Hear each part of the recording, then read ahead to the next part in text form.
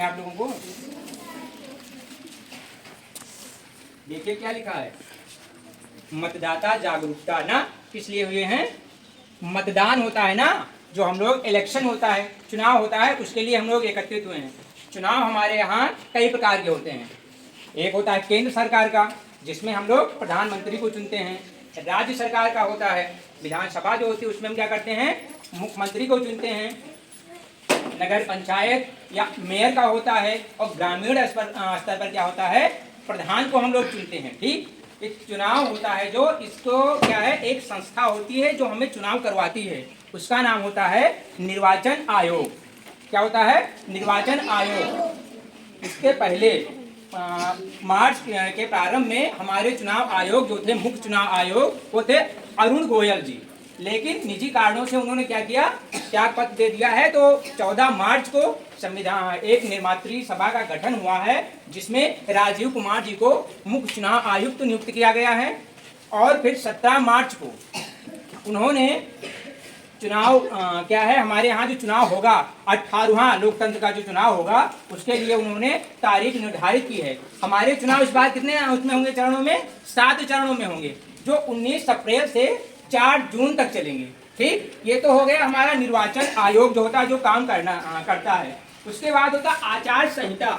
आचार संहिता आप लोगों ने सुना होगा, जब लागू होती है तो आचार संहिता क्या है, ये वो प्रक्रिया है कि जिसके लागू होते ही हमारी केंद्र की या राज्य की सरकारें निष्क्रिय हो जाती हैं। पूर्ण रूप से नहीं होती, लेकिन कुछ हद तक ये निष्क्रिय हो जाती हैं। हमारी संवैधानिक पावर कहाँ जाती है, न्यायपालिका में और चुनाव आयोग के पास में। अब देखेंगे आप, अगर कोई भी काम होगा तो पुलिस का ट्रांसफर नहीं हो सकता है जब तक वो नहीं चाहेगी, न्यायपालिका या हमारा चुनाव आयोग।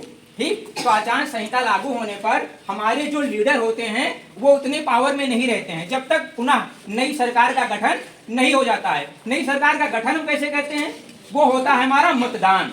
मुख्य बिंदु हमारा क्या है, मतदान। मतदान 2 शब्दों से मिलकर बना है, मत और दान।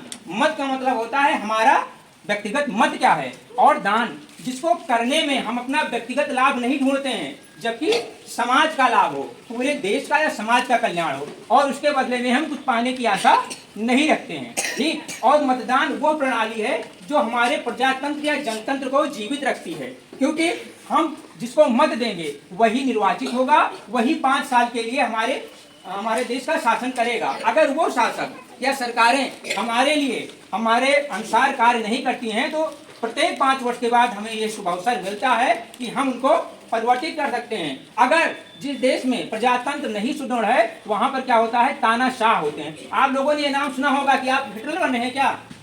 हिटलर कहाँ का था, जर्मन का तानाशाह था। वो वहां पर चुनाव नहीं करवाता था। तो चुनाव वो अमूल्य निधि है जिसमें हम अपने क्या है, जो हमारे लाभ का लीडर हो उसको चुनते हैं। बहुत सी पार्टियां हैं वो प्रलोभन देती हैं कि हमें वोट दो ना, लेकिन हम लोगों को क्या करना चाहिए, मतदान के समय ये देखना चाहिए कौन सी सरकार हमारे आने वाले बच्चों को उचित शिक्षा, स्वास्थ्य और सेवाएं दे सकती हैं। देखिए, सुनते रहते हम लोग चौराहों पर, रोड पर लोग कहते हैं ये सरकार तो बड़ी वो है, महंगाई बढ़ा दी, हमारी शिक्षा के बारे में सोचती नहीं है, नौजवान क्या हो गए हैं, बेरोजगार हो गए हैं। तो इसके लिए क्या करना है, जब हमें अवसर मिले तो हमें अच्छी सरकारें चुननी हैं जो हमारे देश और हमारे आने वाले भविष्य को सुनिश्चित कर सकें, सच्ची राह पर ले जा सकें। इसलिए ये जो अवसर आने वाला है, इसमें अभी आप लोग को मतदाता नहीं हुए। मतदाता होने की उम्र क्या होती है, 18 वर्ष। लेकिन आप अपने माता पिता को, अपने गार्जियन को ये बता सकते हैं कि मतदान जो करना है,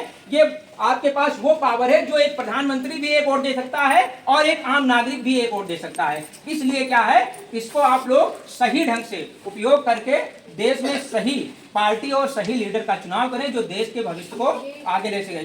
थैंक यू।